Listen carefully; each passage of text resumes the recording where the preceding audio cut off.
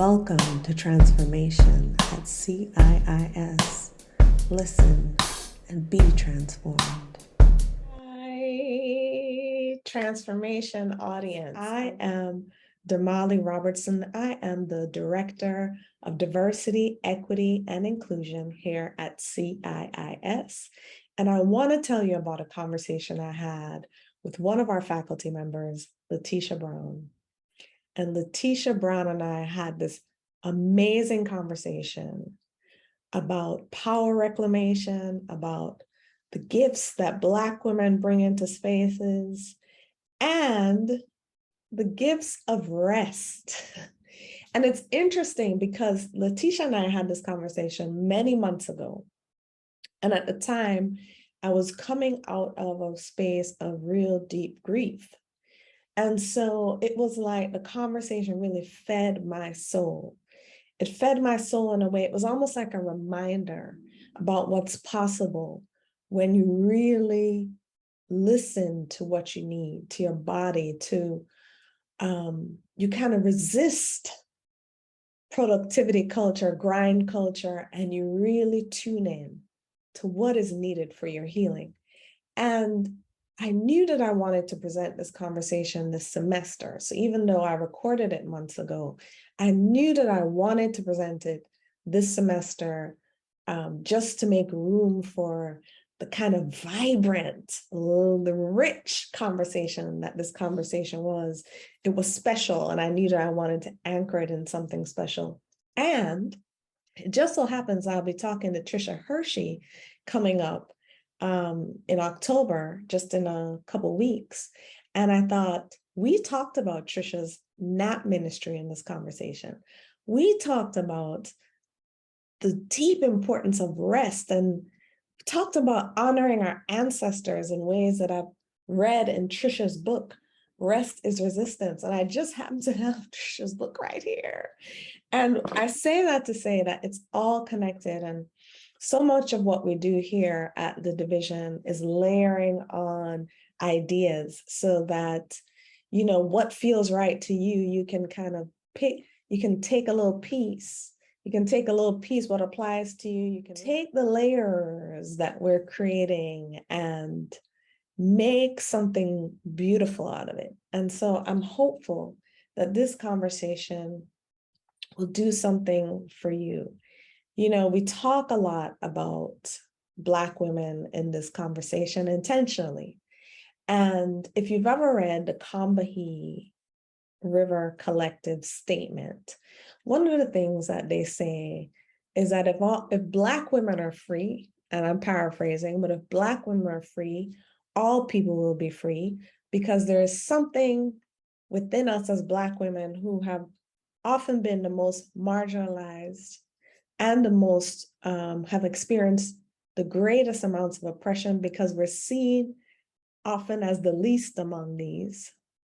And so when the least among these reclaim their power and step into their full humanity and knowing like their birthright of liberation and freedom and justice and equity, there is this thing that trickles out to everyone else, you know? And so while this conversation is really centered on Black women, the intention is to have it be that space of, this is about Black women because it's about all of us. This is about Black women because if Black women are free, everyone is free. So thank you so much, Leticia, for saying yes to this conversation. I'm excited to share it with you all. Thank you so much for joining us today, Leticia Brown, on Transformation at CIIS. This space is about having the types of conversations that are anti-racist, anti-oppression, but also planting seeds of belonging. You know, I think the university needs to hear the voices from across the institution, and especially those that I think aren't heard as often. And so I invited you to this space to talk about your work, to share in who you are to the institution, but who you are outside of it. I just in our initial meeting really came away feeling inspired and like so glad to be a Black woman, a Black identified woman, thinking of all the power and the joy that comes with that. So I wanted to have that conversation and also have a conversation about, some of the experiences that may not be so joyful that we need support around. So welcome. We're going to dive into all of that. But first, I wanted to give you the opportunity to just tell people about yourself, how you're connected to the institution, and what you do in the world. Thank you, Damali. I am so excited. I know when we had a chance to connect before and have some of these earlier conversations, it was this reminder of how just our presence and the connection that happens with that gives us all the medicine that we need. We dove right in, and we need more of that. So I'm really excited to meet with you today and to have this conversation, expand this stuff out. As you said, my name is Leticia Brown. I am a Black queer femme. I am a daughter. I am a mother to Maxwell, who you might see move around a little bit in the back. I am a mother to folks that I support and love on. And I'm becoming a mother to myself as well. And these sort of younger versions of Tisha who need that, just because we don't live in a world that offers mothering to those of us who have mothered everything about this country, Black women in particular. I am a Pisces sun, an Aquarius rising, and a Leo moon. I am a lover of liberation. I am a lover of pleasure. I am a lover of justice. I am a lover of the possibility of revolutionary love. And I am also a sister and an auntie and a great auntie. And I am a friend. And hopefully I am always, always, always a student, even when I'm a teacher. At CIIS, I am part of the core faculty in the ICP program. And this is my first year. And I always let folks know, I often interweave the kind of work that I do, the work that I do, that because it brings so much purpose in my life. But a few folks in my community, Maurice Bird, one of them, Danielle Herrera, another one, a few years back, in doing work with them, had this conversation about how we introduce ourselves in professional spaces, in academic settings, in these spaces, especially if you are Black, if you are a person of color, if you are queer, where we often lead with these credentials and using my certifications. This is how long, we basically say, like, here are all the reasons why I belong to be here and why you should listen to me. And that doesn't really tell you about who I am. That doesn't really bring any sense of connection. It doesn't actually introduce me and the folks who came before me into this space. And so we've been bringing in this idea of Decolonize Introductions, and I have to give a lot of credit to them around that. And it's often an opportunity I try to bring into my classrooms with students. And it's just a way when folks get to bring all of those parts of themselves into our conversations, it opens up this space for connection, for understanding, and for people to know that they get to show up and they get to take up space. So that's how I've been trying to introduce myself in spaces, and often just bringing in whatever is present and with me in the moment, because that for me also allows me to hold space for how I'm always changing. So what I bring into the space today looks different than tomorrow, looks different than last week. We get to change in every moment that we live and breathe. Wow. Like, I'm just like, where do I even start with that? Because there's so many pieces along. So I'm going to pick up a couple of those pieces that you put down? Because I'm just like, okay, because the mothering of yourself, like, you know, I had a conversation recently in a session I was leading where I opened with ancestral acknowledgements, and a person raised the fact that they felt uncomfortable because they didn't have this beautiful familial relationship with ancestors. And I had to pause for a second about all the normative ways that I show up, because I, you know, in my experience, I thought to myself, oh yeah, everyone's gonna be feeling, you know, like connected to that idea. And then that person raised it, and I thought, huh.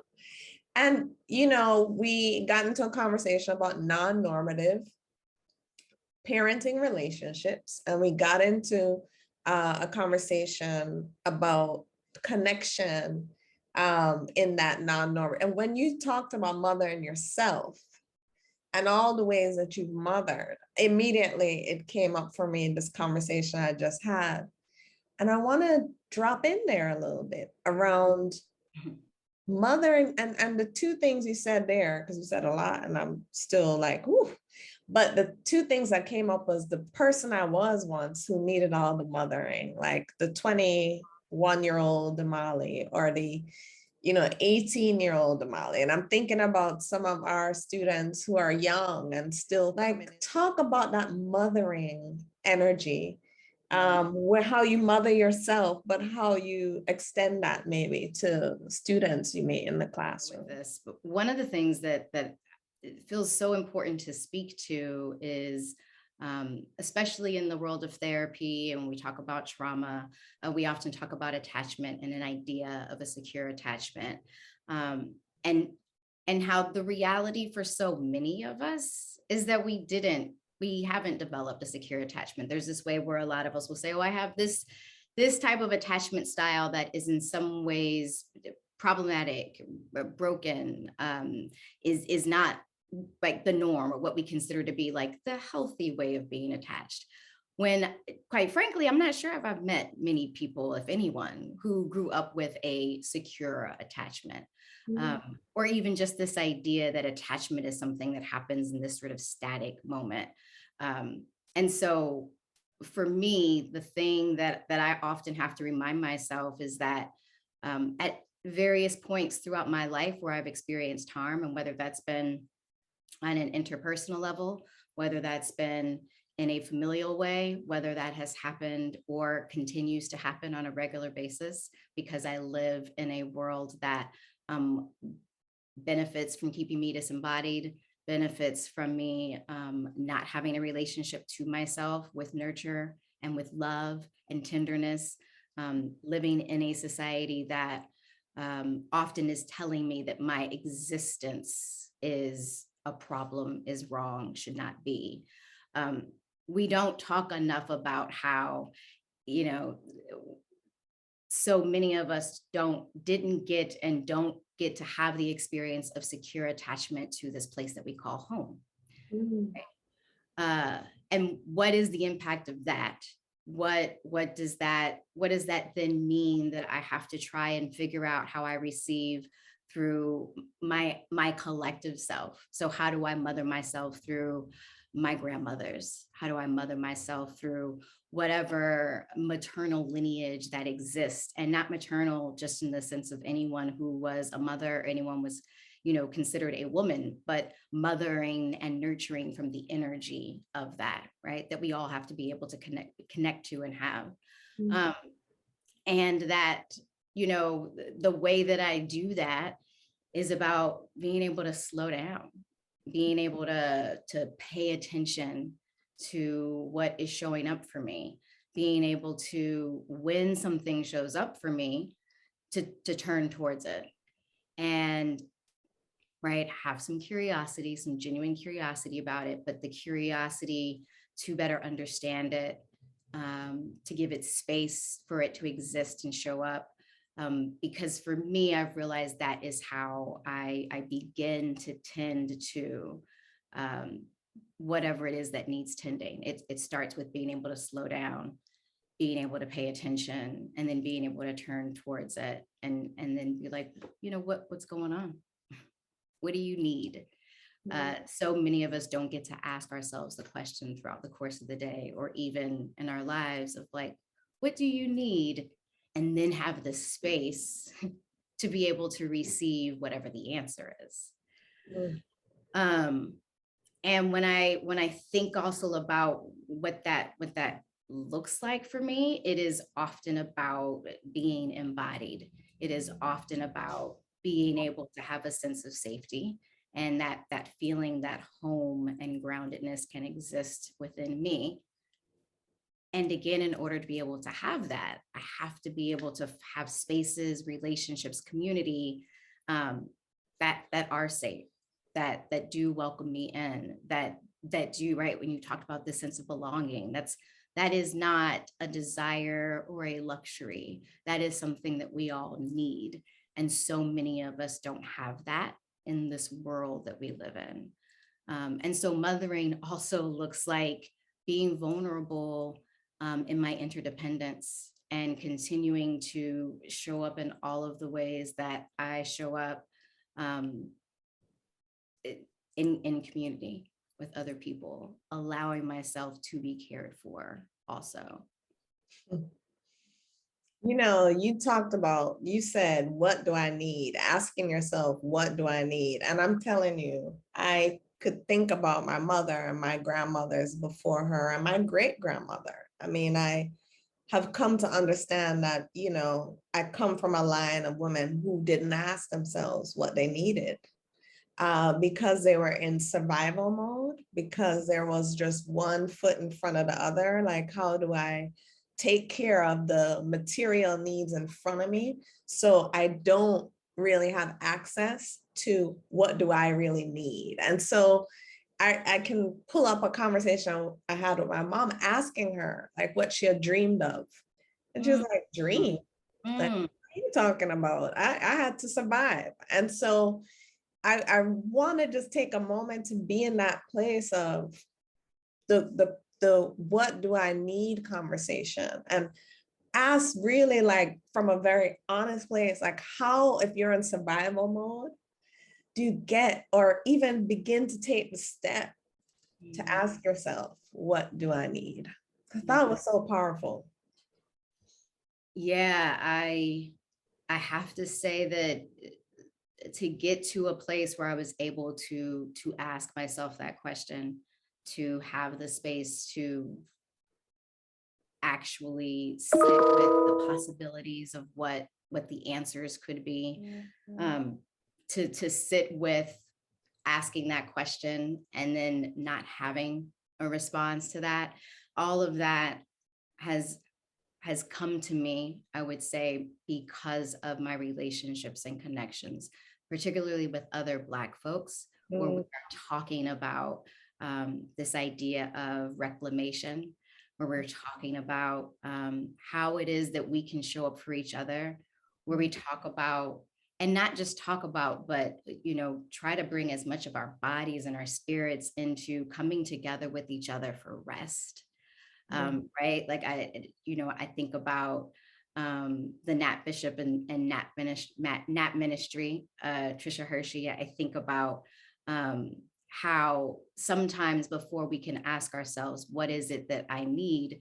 We have to have other people loving on us and mothering us and nurturing us, and then asking us what it is that we need. And I think for Black women for a very long time, and we'll continue to do this, but that has often happened in communities with other Black women. So sometimes the way that I mother on myself is to show up for my sister. Sometimes the way that I show up for myself is to show up for another Black woman in a space where we are all recognizing that we get to hold each other. And so when I'm showing up in this way for you, I'm showing up for us. There's always this thing around capacity, and Black women are expected to hold so much, and we do it really, really well. And so why not allow ourselves to pour back into each other in these communal ways, in these ways through relationship, having people in my life where the thing that we do when we're with each other is just connect with each other, and we say, do nothing, but we connect with each other in just relaxation and rest. If you want to stare at a wall for an hour to sort of decompress, we can do that, right? And also I want to speak to just the importance of presence.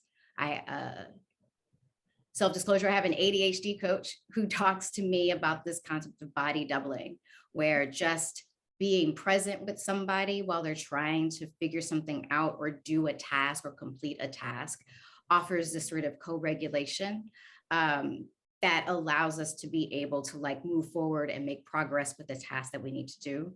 And how that's such a simple concept, but speaks to how none of us really does any sort of healing work in silo, right? Even like a one-to-one therapy relationship, the relationship itself is where that healing can happen. But then when we expand that out in community, where we have shared values and expectations, and we hold each other to accountability in loving, nurturing, humanistic ways, and that we celebrate each other, all of those things, I would say, have helped me to eventually get to a place where when I have the opportunity to have space, because that is a really, really important part of this, then I get to sort of repeat that question that I've already heard from someone else who loved me before.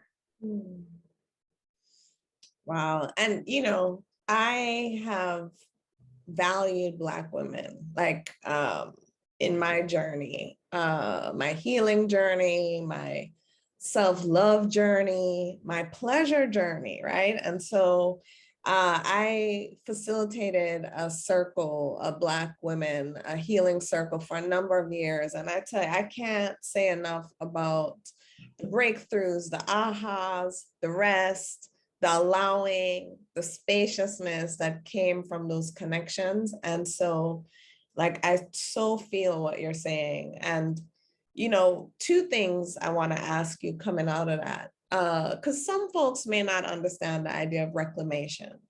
So I wanted you mentioned it, I wanted you to maybe expound, share what your understanding of reclamation is and how you dance with reclamation. And then I wanted to talk a little bit about Black women and their superpowers, but let's go into reclamation first. Yeah. I think, around the time that the two of us were having some of these conversations, I was also in conversation with other Black folks that I'm in ceremony with, that we have all agreed that we are in our relationships with each other in some of those ways that I was talking about before, that we have some values and some agreements about being in relationship and how being in relationship in the ways that we are about healing. And we had, this conversation about reclamation and love, and how for so many of us, as we sort of lean more into our own healing work, for me, when I lean more into the embodiment of my healing work, there are these ways that I am able to sort of come back to something that's always been, that I didn't realize, or in being disembodied or being just super, prefrontal cortex, or just in logic all of the time, wasn't able to pay attention to. And it's very similar, I think, to being in other healing spaces, especially around the professional work that I do, working with psychedelics, working with plant medicine, working with entheogens, working with folks in my group practice at Doorway Therapeutic Services, where we intentionally all come together from this understanding that we are engaging in healing work. This is not just psychotherapy.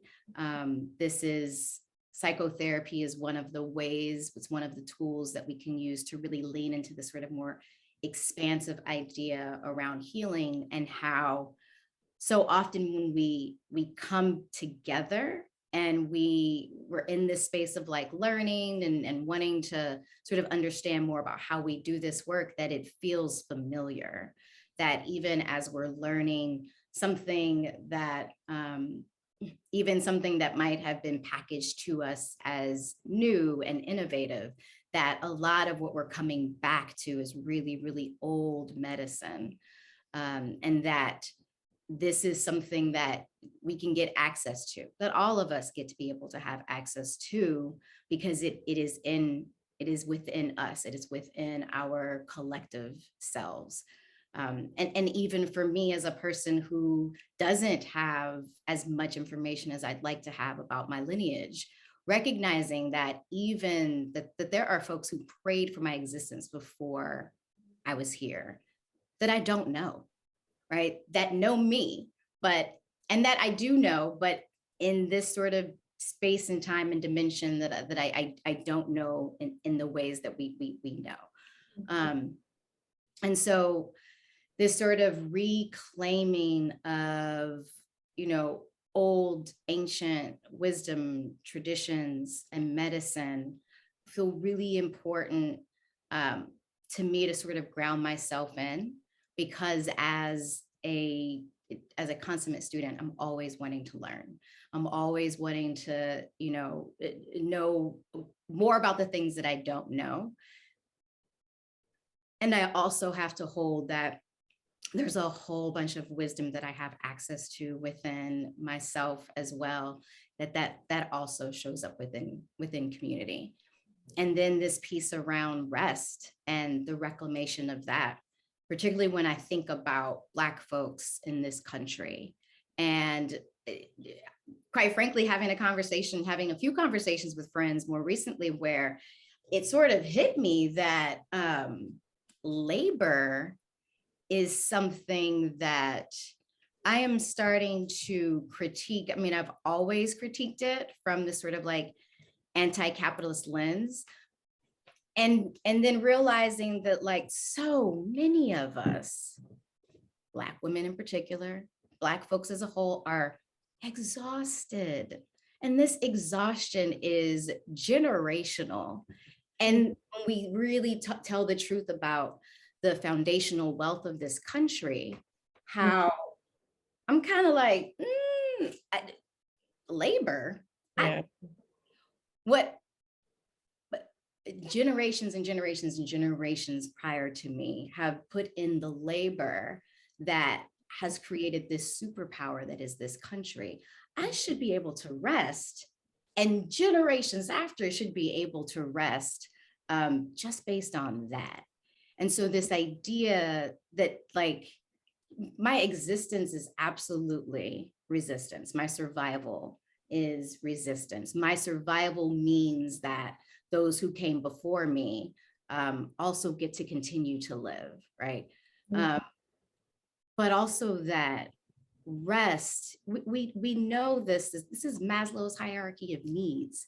We know that if I'm hungry, angry, lonely, tired, if I'm not rested, then I can't bring in my best self. And that's not just for productivity's sake or capitalism, that's for everything. And how, especially for Black people in this country, we need rest often in order to grieve. We need space in order to grieve. We need to receive validation that the grieving as it exists and shows up in us and with us is completely valid and normal and understandable given the world that we live in. And so I even, especially in my relationship to grief, I think actually it was probably grief that pushed me more into this relationship with rest, because grief will exhaust us. Grief will just take everything and be like, yeah, no, I'm putting that over here. And it comes in, it takes over. There is also to me a sort of nurturing quality of grief too, because it's not just the sadness of it. There's also the opportunity to be able to feel the aliveness that comes when your heart is broken.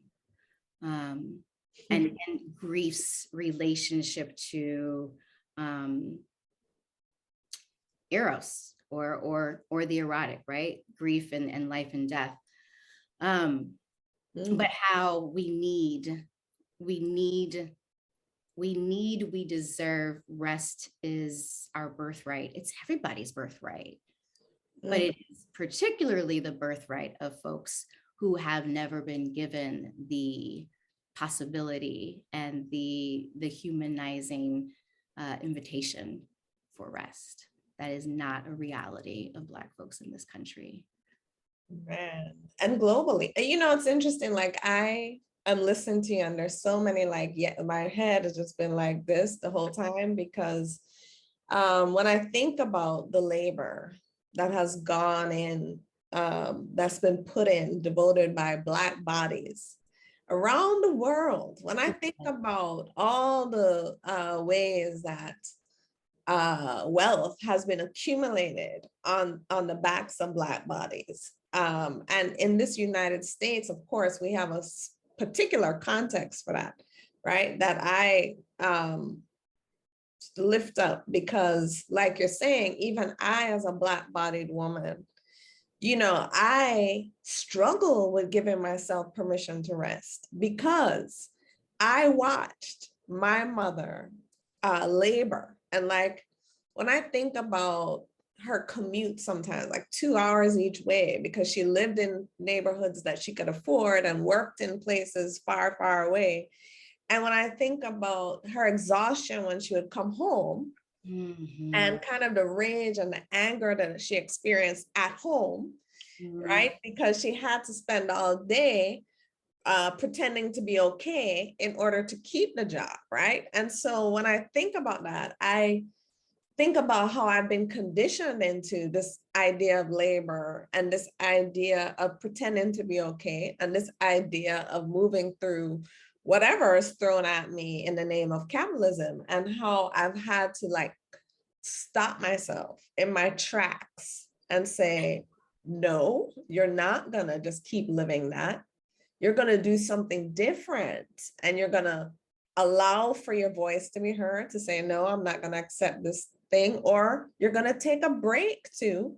And you're like, even now, as you talked about grief, like, you know, I recently lost my dad, or he has transitioned from the physical plane, and there's a lot of grief with that. And I have to say to myself, no, you're going to allow yourself the space. You're going to stop today, and you're going to just be with that feeling.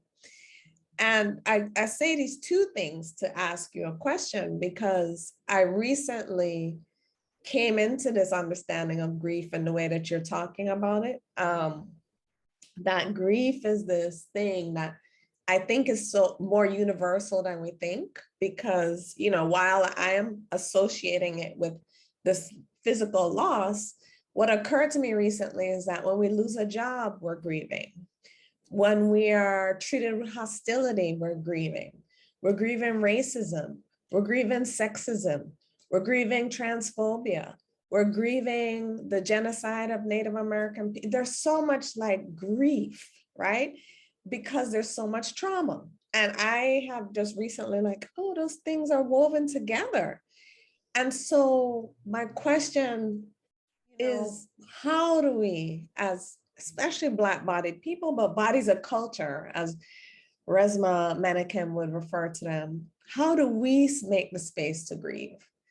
How in this world where we're so labor intensive and our value is on our product, how can we, and I'm thinking about our students who are going through it right now too, who are feeling the gravity of like being expected to produce papers, and not, especially in environments that could be a little challenging. How can we make the room to grieve?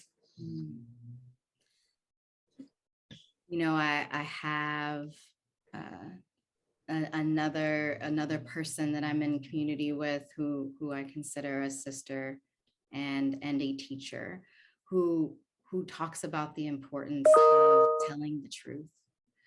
I can't grieve the thing if I can't recognize or speak to the reality of the thing. The importance of our voice, but also one of the things that feels really important about being able to grieve, being able to mourn, is to also have witness. And so, you know, when I think about students at CIIS, when I think about in particular any of the Black students that I've been able to have conversations with or support in any way, one of the things that feels really, really important is to figure out, find, be with and in places that that want you to tell the truth, that ask you, what is it that's happening for you? Can you speak to what your experience is? What is it that you need? And so I think it can be really difficult for folks to appreciate or understand how difficult it can be being a student, being the only Black student in a class, being the only or a handful of Black students in a classroom, and having to constantly validate your experience, having to constantly figure out how you show up and also keep yourself protected, and how important it is for people who have that experience to be able to commune with each other, to fellowship with each other, to be in relationship with each other, and in those spaces receive all of the support and the rest that they need, but also get nourished and filled up so that they can continue to tell the truth about what is happening, what is being experienced. You know, Audre Lorde talks about how, you know, we think that our silence will protect us. And that, you know, even if like our voices are trembling when we say the thing, we still have to say the thing. And so whenever students do share with me, it's always for me a sacred offering. It always feels like an opportunity for me to let them know that their words and their voice are vital, and also that their experiences are valid, and also that it's important for them to keep telling the truth, that if there are any ways that I can support to help them to continue to tell the truth, to continue to bring in as much of themselves as they safely can, to take up space. Because again, we've all gotten a lot of really good conditioning about how to not, you know, ruffle feathers, how to not be disruptive, how to sort of be, you know, sort of under the radar. And that didn't protect us. It doesn't protect us. So I think that's one of the places to start is being able to actually talk about what's happening, and being able to talk about what's happening in a space where that will be received. And so the other thing that I think is so important is that whenever we're having these conversations about things that are impacting students or impacting any group of folks who have some sort of a part of their identity that's target or marginalized identity, that we're also asking ourselves, what is it that we need to do? What is it that we need to do in order to show up for those folks that we are always asking, you know, what do you need? How can we, you know, right? Like it is important for students to speak And students have to know that when they speak, there are going to be spaces where that's received, where people are going to listen to them. And so all of us really need to be asking that question about, what is it that we all collectively need? And what is it that the students here need, right? Any of us as professors, we hold positions of power. We talk about it with our students all of the time about being in the role of therapist and how there is a power piece that's here. And we have to not pretend like that doesn't exist. We have to speak to that. And then we need to be really clear about how it is that we use our power for empowerment, for access to freedom and access to liberation. Even in a system, in an institution that isn't really about liberation or freedom, because it can't be, right? Right.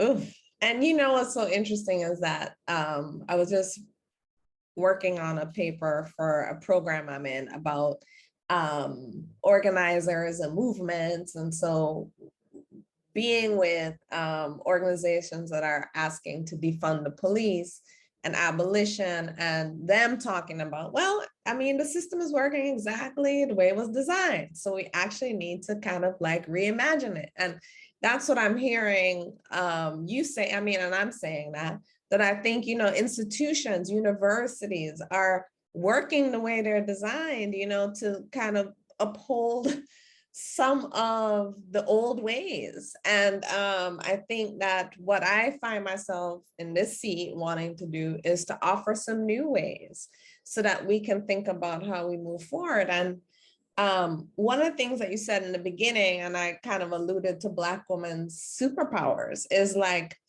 you mentioned something about Black women that made me think about this idea, and I think Audre Lorde can be credited with it, but other thinkers, about if Black women are free, everyone's free, right? Because if Black women are experiencing the liberation that we're here for and discussing, everyone will have access to it. And I know why I think so. I know why I think so and kind of have lived that experience. And I'm telling you, anytime I've ever had any issues or any challenges, especially in a workplace, Black women just like, galvanize around me and support me in ways that I can't, say enough about. So I wanted to ask if you agree with that sentiment. If Black women are free, all people will be free. And if there's any, thing you want to share about that. Because I do want to talk to you about pleasure and justice and how those two work together. So I just wanted this quick moment to ask about that. Yeah, yes, I agree wholeheartedly with all of me. And it makes me think of the Combahee River Collective and how, right, they made this very, very clear. Black women are inherently valuable. And it's a thing that we have to speak to and say, because there is nothing within our sort of day-to-day lives within society that tells us that. We are told that Black women take up too much space, that Black women are intimidating, that Black women, we're often told that we are too much or we're not enough. And yet so much is extracted from Black women and the ways that Black women show up, the ways that Black women just sort of continue to be expected to mammify all of the needs and desires of everybody. And so that alone, right? Like that expectation, and that expectation, again, that has been set in a particular foundational, historical, socioeconomic, political way, that extraction, taking from, not appreciating and dehumanizing Black women is the norm, because we have to justify the treatment and the conditions, particularly of the bodies of Black women in this country. and worldwide, because anti-Blackness is global. And so because this sort of foundational reality is such, it is really important to consider that if the folks who didn't get to be humanized and the folks who only matter to exist for extractive purposes, if those folks get to have freedom, then who wouldn't? Who wouldn't be able to have that? Freedom isn't, freedom is a lot of things, I imagine.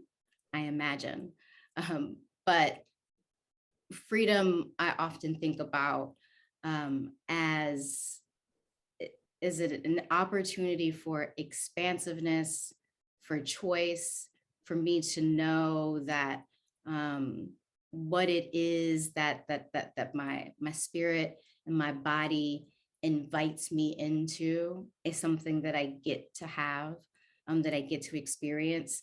When I think about freedom, I think about the opportunity to lean into my aliveness. And that means, again, for me, being able to move into my physical body, being able to have a relationship and communication with my body, being able to know what it feels like in my body, to feel good, to feel joy, to feel pleasure, because there's a vulnerability and a receptivity that I have to be open to in order to experience pleasure. There is a sense of safety, obviously, that I need to have in order to be able to actually really leaning into what feels good. Because the things that don't feel good are my alarm bells. They're the things that are often have to be with me to let me know and remind me that this world is not safe for me and my body. And being able to feel good means that something is happening where there's some sense of safety or trust or something that allows me to take a breath and like really just feel into what's being experienced in my body. So freedom, I think for me, when I dream it, when I try to connect with the idea of it, is often something that I'm able to feel throughout my body. And that sense of embodiment, particularly when my body and the bodies of my ancestors, I've been given the idea that none of those bodies have gotten to belong to their own. That is an act of resistance, to know that like this is my body. I get to be in relationship with my body, and I get to listen to my body instead of always having to ignore it, push it to the side, not be in relationship with it because it's not safe for me to be in relationship with it. Wow. I mean, I just had so many light bulbs just flashing, because pleasure, first of all, when you and I initially talked, I was like, I think I shared with you that I was like, pleasure? Like, what are we talking about here? When I first heard, especially activists, like bring pleasure into the space, I was like, listen, yeah. I don't know if we have room for all that. And then, over the last couple of years, I've really invited in joy and pleasure and really see that really, what are we accomplishing if we can't have access to pleasure? And so I wanted to spend a few minutes on pleasure before we wrap up. And, you said there's a relationship between pleasure and safety that I hadn't actually made that connection. I just thought, well, you jump into, okay, you have, but there has a component that's connected to feeling safe. And I just want you to talk a little bit more about the importance of pleasure, but also expound on that idea of how those two, safety and pleasure, work together. And maybe what we need to notice to access the safety that then can open the way for pleasure. Because I feel like that's maybe where a lot of us are missing. We don't feel safe. Yeah. How can we find pleasure? Yeah. Oh my goodness. We're gonna have so many more conversations about it. It's like, oh my gosh. Yeah, it honestly, so much of this has been the idea of pleasure has been with me for quite some time, like at this point, literal decades. But it's always something, it was always something for a very long time that I often felt a sense of stuckness around, because it was an intellectualized idea of it, and it wasn't an idealized idea, like this thing to sort of aspire towards, like, oh, pleasure, it's a destination, right? Like it's a place I could go to, maybe. And it was, again, in being able to have the time and the space, the guidance and the support to understand or begin to offer myself opportunities to have that sense of pleasure exploration with myself, because I was able first to develop this relationship with my body where I could feel into what safety felt like. It meant that I had to first recognize how unsafe I felt inside of my body. It meant that I had to be able to believe and eventually trust my intuition, trust, that inner healer, trust all of the wisdom and the lineage of healing that is within me, from behind me, that let me know, this is what it feels like in your body to feel safe. This is what it feels like in your body, to listen to your body. This is how your body responds to you when you give your body that attention, when you tend, when you breathe into it. And I would say being able to have that sense of safety, that sense of trust of myself, and that own sort of that relationship to my own tuition was what opened the door for me to be able to experience pleasure, to even realize, oh, there's vulnerability here. I am opening myself up to the possibility of like surrendering a little bit to something that feels good, but I have to first even recognize that it feels good before I can surrender, right? There's this back and forth. And I think this works the same way when we invite others to experience pleasure with us, that there has to be an understanding of, what does safety look like? What is safety for me? What are the things that I need for myself that allow me to feel that sense of safety that I get to ask for, that I get to be really clear about, that allow me to set the boundaries that I need to set, so that then I can lean into the vulnerability that's necessary to be receptive to pleasure. And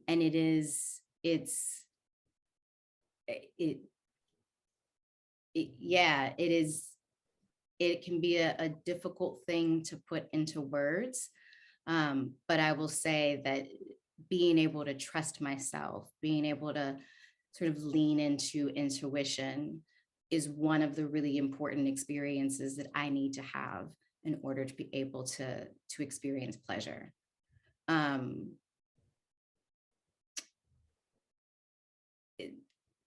There's if I could, from Audre Lorde's Uses of the Erotic, she has this like brief story that she tells about, I can't even explain it, so I would like to read it for a little bit. Yeah.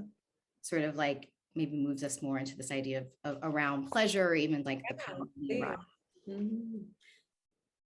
erotic. So she says, during World War II, we bought sealed plastic packets of white, uncolored margarine with a tiny, intense pellet of yellow coloring perched like a topaz just inside the clear skin of the bag. We would leave the margarine out for a while to soften, and then we would pinch the little pellet to break it inside the bag, releasing the rich yellowness into the soft, pale mass of margarine. Then taking it carefully between our fingers, we would knead it gently back and forth, over and over, until the color had spread throughout the whole pound bag of margarine, thoroughly coloring it. I find the erotic such a kernel within myself. When released from its intense and constrained pellet, it flows through and colors my life with a kind of energy that heightens and sensitizes and strengthens all my experience. We have been raised to fear the yes within ourselves, our deepest cravings. But once recognized, those which do not enhance our future lose their power and can be altered. The fear of our desires keeps them suspect and indiscriminately powerful. For to suppress any truth is to give it strength beyond endurance. The fear that we cannot grow beyond whatever distortions we may find within ourselves keeps us docile and loyal and obedient, externally defined, and leads us to accept many facets of our oppression as women.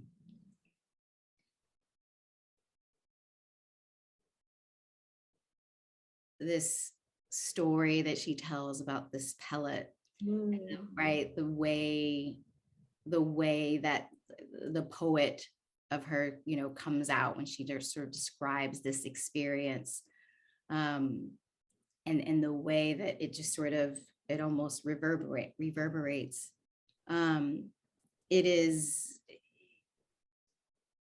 I think that speaks to why that safety is so important, why it's so important for us to be able to trust ourselves and to be in spaces where we know it is safe for us to be, because this sort of relationship to the power of the erotic is about feeling. It is about, again, sort of leaning into the aliveness, which means that my experience and my relationship to grief, the sort of depths of the feeling that come with that, also then sort of complement and inform my relationship to the erotic and the pleasure that comes with it, because there is also that intensity of feeling and the space that's necessary for me to be able to actually feel into it, to breathe into it, to like feel that energetically just moving itself through my body. I can't do that in a space or in a relationship where I don't feel grounded, I don't feel safe, I can't trust.